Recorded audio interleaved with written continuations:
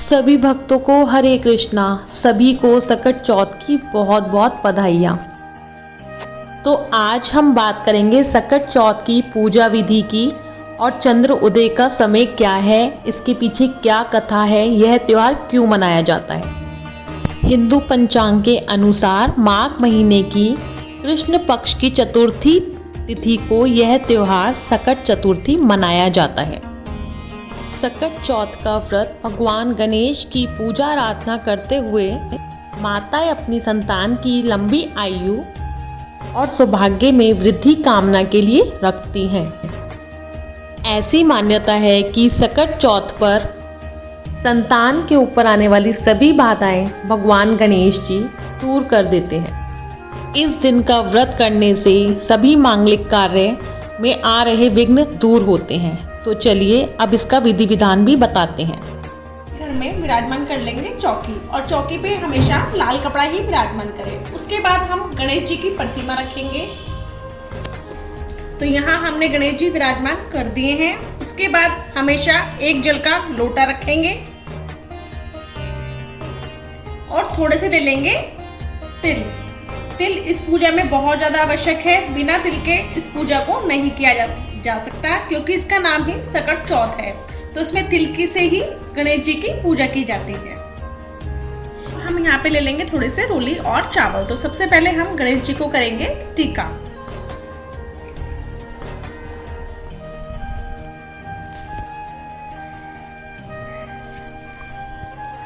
और थोड़े से चढ़ा देंगे इनको चावल। ले लेंगे मौली और हम गणेश जी को वस्त्र धारण करेंगे। अब हम यहाँ पे ज्योत को करेंगे प्रज्वलित।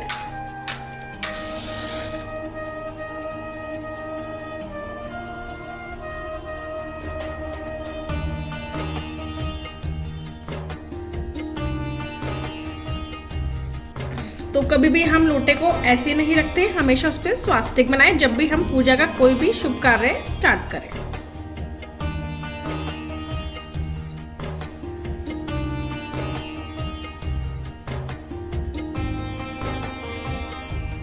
और श्रद्धानुसार 5 रुपए 10 रुपए जो आपको श्रद्धानुसार सही लगे वो आप तिल के अंदर रख दीजिए। और सबसे पहले आप अपने आप के टीका लगाइए। हम हाथों में थोड़े थोड़े तिल लेकर इस कथा को करेंगे अब प्रारंभ। पहले हम करेंगे इसमें गणेश जी की कथा। गणेश चतुर्थी का व्रत माघ मास की कृष्ण पक्ष की चतुर्थी को रखा जाता है। इस दिन विद्या बुद्धि बाराधि के स्वामी गणेश तथा चंद्रमा की पूजा की जाती है। नैवेद्य सामग्री तेल, एक अमरूद, गुड़ तथा घी से चंद्रमा व गणेश जी का भोग लगाया जाता है। दिन भर में व्रत रखकर सायकाल चंद्रमा को दूध का अर्घ देते हैं। गौरी गणेश की स्थापना कर उनका पूजन किया जाता है तथा वर्ष भर उन्हें घर में रखते हैं। नैवेद्य को रात्रि भर ढककर रखा जाता है, जिसे प्रहार कहते हैं। प्रातः प्रहार को पुत्र खोलता है तथा भाई बंधुओं में बांट दिया जाता है। श्री गणेशाय नमः। एक बार भगवान शंकर ने अपने दोनों पुत्रों कार्तिकेय तथा गणेश से पूछा, तुम में से कौन सा ऐसा वीर है जो देवताओं की रक्षा कर सके। तब कार्तिकेय ने अपने को देवताओं को सेनापति प्रमाणित करते हुए देव रक्षा योग्य अधिकारी बताया। इसके बाद भगवान शंकर ने गणेश जी से पूछा। तब गणेश जी ने कहा, तो मैं बिना सेनापति बने ही देवताओं के सब संकट हर सकता हूँ। शिव जी ने दोनों बालकों की परीक्षा लेते हुए कहा कि तुम दोनों में से जो भी पृथ्वी की परिक्रमा सबसे पहले करके मेरे पास आ जाएगा वही वीर तथा सर्वश्रेष्ठ घोषित किया जाएगा। कार्तिकेय अपने वाहन मोर पर चढ़कर पृथ्वी की परिक्रमा करने चल पड़े। गणेश जी ने सोचा अपने वाहन चूहे पर बैठकर पृथ्वी परिक्रमा पूरी करने में बहुत समय लग जाएगा, इसलिए कोई और युक्ति सोचनी चाहिए। गणेश जी ने अपने माता पिता के 7 बार परिक्रमा की और कार्तिकेय के आने की प्रतीक्षा करने लगे। कार्तिकेय ने लौटने पर अपने पिता से कहा, गणेश तो पृथ्वी की परिक्रमा करने गया ही नहीं। इस पर गणेश जी बोले, मैंने अपने माता पिता के 7 बार परिक्रमा की है। माता पिता में ही समस्त तीर्थ निहित है, इसलिए मैंने आपके 7 बार परिक्रमा की है। गणेश जी की उक्ति सुनकर सब देवता और कार्तिकेय ने उनकी बात सिर झुकाकर स्वीकार कर ली। तब शंकर जी ने गणेश जी को आशीर्वाद दिया कि समस्त देवताओं में सर्वप्रथम तुम्हारी ही पूजा होगी। गणेश जी ने पिता की आज्ञा अनुसार देवताओं का संकट दूर किया। यह शुभ समाचार जानकर भगवान शंकर ने कहा, चतुर्थी दिन के दिन चंद्रमा तुम्हारे मस्तक का ताज बनकर पूरे विश्व को शीतलता प्रदान करा सकेगा। जो स्त्री पुरुष इस तिथि पर तुम्हारा पूजन करेंगे, चंद्रमा को अर्घ्य देगा, उसका दैहिक तथा भौतिक ताप दूर होगा और ऐश्वर्य, पुत्र, सौभाग्य को प्राप्त होगा। तो ये हुई हमारी गणेश जी की माही चौथ की कहानी। किसी शहर में एक सेठ सेठानी रहते थे। उनके कोई भी संतान नहीं थी। इससे दोनों जने दुखी रहते थे। एक बार सेठानी ने पड़ोस की स्त्रियों को तिल चौथ का व्रत करते हुए देखा और पूछा, आप किसका व्रत कर रही हैं? इसके करने से क्या लाभ होता है? औरतें बोली, यह है चौथ माता का व्रत है। इसके करने से धन, वैभव, पुत्र, सुहाग आदि सब कुछ प्राप्त होता है। घर में सुख शांति का वास होता है। तब सेठानी बोली, यदि मेरे पुत्र हो जाए तो मैं इस चौथ माता का व्रत करके 1.25 किलो तिलकुट चढ़ाऊं। बाद में वह गर्भवती हो गई, तब भी भोग नहीं लगाया और चौथ माता से बोली कि हे चौथ माता, यदि मेरे पुत्र हो जावे तो मैं 2.5 किलो का तिलकुट्टा चढ़ाऊंगी। गौरी पुत्र गणेश व चौथ माता की कृपा से उसको पुत्र रतन की प्राप्ति हुई, पर उसने तिल की कुट्टे का भोग नहीं लगाया।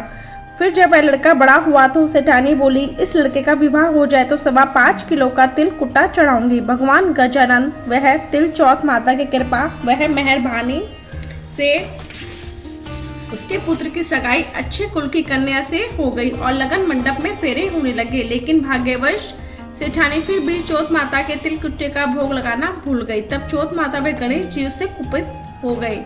अभी फेरों के वक्त 3 ही फेरे हुए थे कि चौथ माता अपना कोप दिखाती हुई आई और दूल्हे राजा का अपहरण करके ले गई।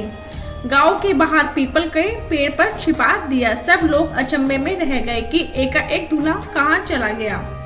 कुछ दिन बाद वह लड़की गंगोर पूछते जाते हुए उस पेड़ के पास से निकली तो पेड़ पे से दूल्हा बना हुआ लड़का बोला, आओ आओ मेरी अर्धविवाही नारी आओ। तब वह भागी हुई अपने घर गई और अपनी माता को सब घटना कह सुनाई। यह समाचार सुनते ही सभी परिवारजन वहां पहुंचे और देखा कि यह तो वही जमाई राजा है जिसने हमारी बिटिया से अर्ध फेरे खाए थे और उसी स्वरूप में पीपल पर बैठे हैं। तो सभी ने पूछा कि आप इतने दिनों से यहाँ क्यों बैठे हो, इसका क्या कारण है? जमाई राजा बोले, यह चौथ माता के कृपी बैठा हूँ। मेरी माता से जाकर कहो कि वह मेरे जन्म से लेकर अभी तक के बोले हुए सारे तिलकुट्टे का भोग लगाकर चौथ माता से प्रार्थना करके क्षमा याचना करे, जिससे मुझे छुटकारा भी मिले। तब लड़के की सास ने अपने संबंध को जाकर सारा हाल सुनाया। तब दोनों समधनों ने 1.25 मन का तिलकुट्टा गणपति भगवान व चौथ माता जी को पूजन करके भोग अर्पण करके क्षमा याचना की। तो चौथ माता ने अपने प्रसन्न होकर दूल्हे राजा को वहां से लाकर बैठा दिया। वहां वर वधु के साथ फेरे पूरे हुए और वर वधु सकुशल अपने घर के लिए विदा हुए। चौथ माता की कृपा से दोनों परिवारों में बहुत ही खुशहाली आई। हे चौथ माता, जैसे लड़के के साथ हुआ वैसे किसी के साथ ना हो। कोई भी नर नारी भगवान के प्रसाद को चढ़ाना कभी ना भूले। गणेश भगवान ने तिल चौथ माता की जय। बोलो तिल चौथ माता की जय। अब हम इन तिलों को अपने जल में प्रवाहित कर देंगे और इसे सूरज भगवान को अर्घ देंगे।